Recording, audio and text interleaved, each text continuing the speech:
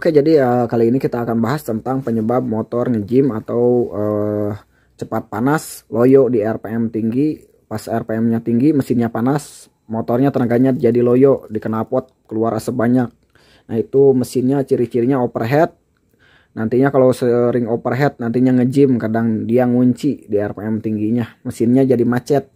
Ada yang bilang ngejim, ada yang bilang ceket, ada yang bilang ngunci, sama lah, ada yang bilang overheat. Kalau overheat biasanya kalau udah panas banget nih motornya, RPM-nya pas digas itu tinggi, lalu tiba-tiba loyo, tenaganya nggak ada, hilang tenaganya di RPM tinggi ataupun pas mesinnya panas, itu sama ya penyebabnya overheat. Nah, di sini ada beberapa hal kunciannya, yaitu ada di piston dan ada juga kunciannya di sini nih. Nah, di keringkis di sini kunciannya. Nah, sebelum kita bahas yang itu, yang utama lah harus kita tahu ya, sebelum kita bahas penyebab dari piston ataupun dari keringkis tadi yang menyebabkan overheat ataupun ngejim. Yang pertama sih sebenarnya racking kalau belum dibongkar, silahkan cek dulu settingannya. Kalau settingannya terlalu kering, RPM tinggi, dia biasanya sama ya, cepat panas, cepat overheat. Kalau settingannya terlalu kering, kalau kering lah tahulah, misalkan di gasnya itu pepercetan atasnya, nggak ngelimit. Biasanya atasnya itu kalau settingannya kering, pes gitu. Susah ngejelasinnya karena pakai mulut bukan pakai knalpot. Nah, kalau misalkan settingannya pas ataupun basah, atasnya tuh pas udah menjerit meter. Nah, ada limitnya gitu. Nah, itu pas settingannya. Gigi 1 ada limit, 2, 3, 4, 5 nggak ada biasanya limitnya untuk 2 tak itu.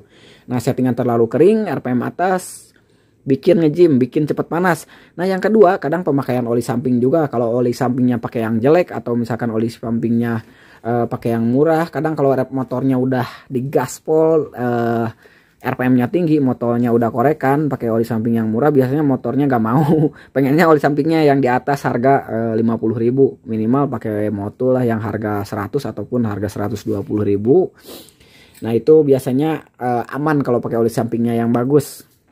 Nah, yang pertama berarti tadi bensin terlalu kering, kedua oli samping pakai dulu yang bagus. Nah, kalau masih tetap overheat, berarti ada permasalahan di dalam mesin ya. Permasalahan di dalam mesin.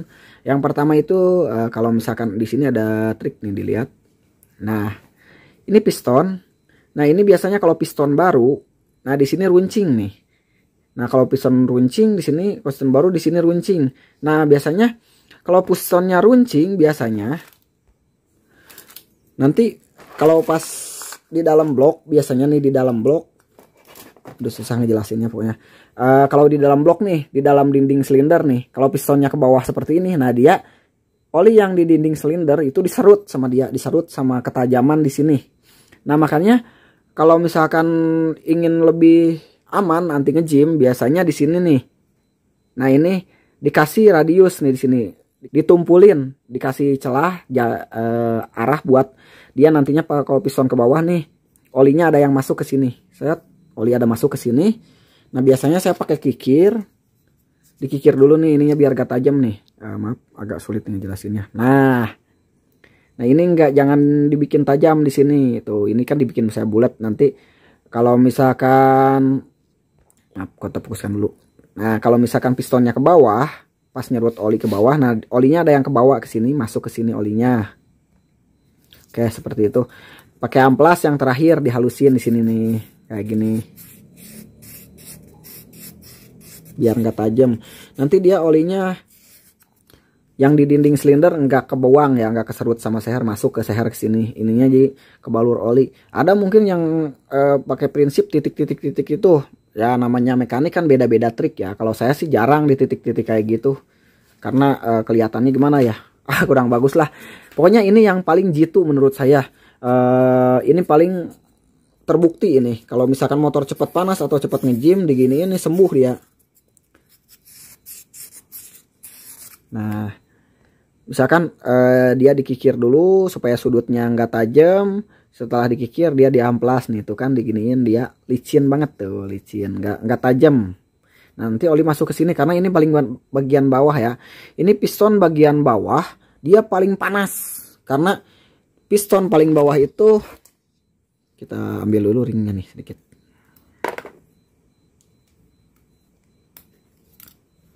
Nah, kita lihat nih. Nah, kalau piston paling bawah, Nah, dia itu berhadapan dengan lubang exhaust. Lubang exhaust itu lubang tempat pembuangan, yaitu yang paling panas dia itu di pembuangan. Nah, ini nanti di sini paling panas dia biasanya karena lubang buang itu paling panas. Nah, makanya kalau nge-gym biasanya di sini nih bagian blok yang knalpot sini, yang bawah ini yang nge-gym. Nanti rarut di sini kayak meleleh pistonnya itu. Nah, makanya di sini dikasih sudut biar olinya banyak di sini, itu yang pertama karena di sini paling panas. Kalau yang sini sih sebenarnya dia berhadapannya kan dia dengan intake dengan bensin yang baru ke sini. Nah, ini kalau sebenarnya pasti basah kalau yang sebelah sini mah, belah belakang mah, karena di sini bensin intake. Nah, ke sini dia nyembur bensin yang baru itu sama oli samping itu. Dia jarang kalau nge-gym bagian sini, kecuali kalau overhead parah, kadang ada garis juga di sini, tapi tidak terlalu parah. Yang parah itu bagian bawah. Oke, dan banyak yang nggak ngeh ataupun banyak yang lupa bahwa di sini nih. Nah, ini sebenarnya ini ada lubang di sini 4. Ada lubang di sini 4. Sebenarnya ini nggak ngasal bikin ya pabrik. Ya buat apa kalau misalkan produsen atau pabrik bikin lubang di sini 4 nih. Kalau ini nggak ada fungsinya. Nah, ini tuh sebenarnya ada fungsi. Bahkan packing pun dia sama ya. Kalau packing racking itu ada bolong 4 di sini. Nah, ini ada fungsi sebenarnya. Ini sebuah pendingin sebenarnya, buat pendingin. Makanya kalau pas naikin mesin racking, ini harus diisi oli sampai penuh. Diisi oli ke sini sampai penuh. Nah, ini juga diisi oli sampai penuh. Nantinya olinya kan ditutup sama blok. Ini di sini nih. Nah, ini ditutup sama blok. Nah, fungsinya itu apa? Nah, karena kebanyakan racking itu bloknya panas nge-gym misalkan. Overhead. Nah, di bagian sini karena ini juga blok bawah, ini aluminium, ini juga berfungsi sebagai pendingin. Nah, harusnya gini kalau motor racking tuh, kalau blok panas di blok sini panas. Nah, di blok bawah juga harusnya panas. Jadi panasnya itu nyebar ke blok bawah. Nah, kalau misalkan di sini nggak dikasih oli, nah panas dari blok seher di sini, panas dari blok seher itu nggak menyebar ke blok bawah ya, karena ini keringkis lumayan besar. Blok kopling keringkis lumayan besar buat pembuangan panas. Jadi kalau misalkan blok itu nempelnya kan ke packing ke sini. Nah, packing itu kertas itu tidak menghantarkan panas. Jadi makanya kalau misalkan blok tadi, blok pistonnya itu, blok seharnya itu panas, nah dia tidak mengalir ke bawah panasnya karena terhalang kertas. Nah, kalau misalkan kita kasih oli di sini, kalau kita kasih oli ke sini, nanti pas mesinnya hidup, dia olinya dia di dalam ini ngacak nih. Goyang-goyang olinya di atas. Ngacak lah olinya. Semeraut di dalam sini olinya. Nanti oli ini menghantarkan panas ya ke blok. Kalau oli sih termasuk penghantar panas ya. Nah, misalkan kalau olinya di sini kita penuhin, nanti kalau misalkan blok mesin di sini, blok sehernya nih panas di sini nih, blok seher panas, nanti blok sehernya panasnya itu mengalir ke blok bawah. Nah, kalau misalkan blok sehernya panas, panasnya itu ditransfer ke bagian keringkis. Nah, itu jadi panas blok sehernya itu 50-50 ya, setengah-setengah. Jadi aturan misalkan dari blok sehernya itu panasnya itu nyampe misalkan 200 derajat. Nah, karena panasnya itu ditransfer ke keringkis, maka panasnya itu jadi 100 derajat. Nah, jadi kalau misalkan di gaspol itu mesinnya lebih adem. Ademnya jadi adem di blok seher. Jadi dari blok seher panasnya turun ke keringkis. Ya, mudah-mudahan dari penjelasan itu bisa dimengerti ya.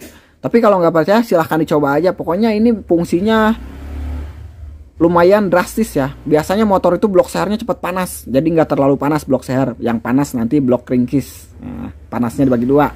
Pokoknya ini harus ya, ini wajib diisi oli. Kalau sebelum mesin naik diisi oli. Ini saya contohkan untuk pengisian olinya kayak gini nih. Nah, sampai penuh gini ngisi olinya.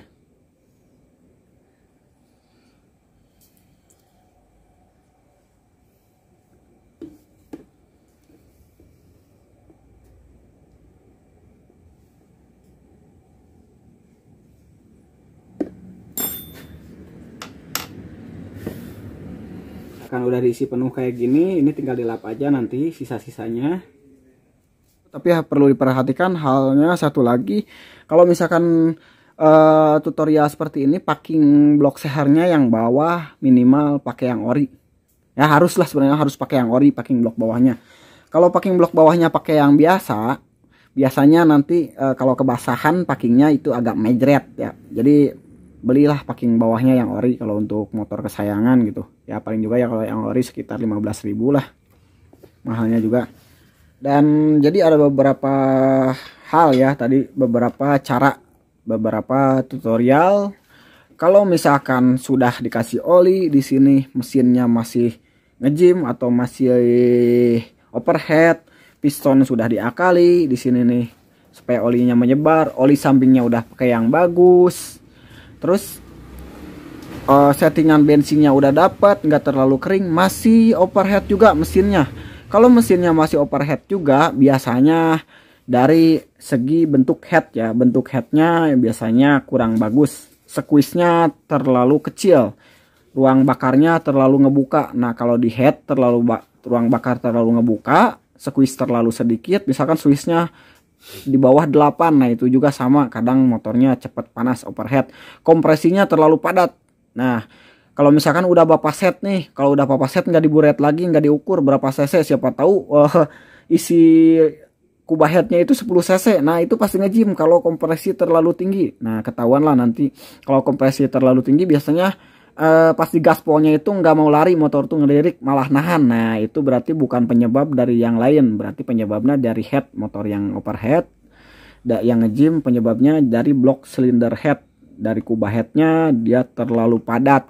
Nah itu juga menyebabkan motornya itu jadi ngejim ataupun overhead. Oke, mungkin dilanjutkan lagi nanti untuk tutorialnya untuk penyetingan karbu misalkan. Dan untuk kali ini sampai di sini aja, mudah-mudahan bisa dipahami dan mudah-mudahan bermanfaat.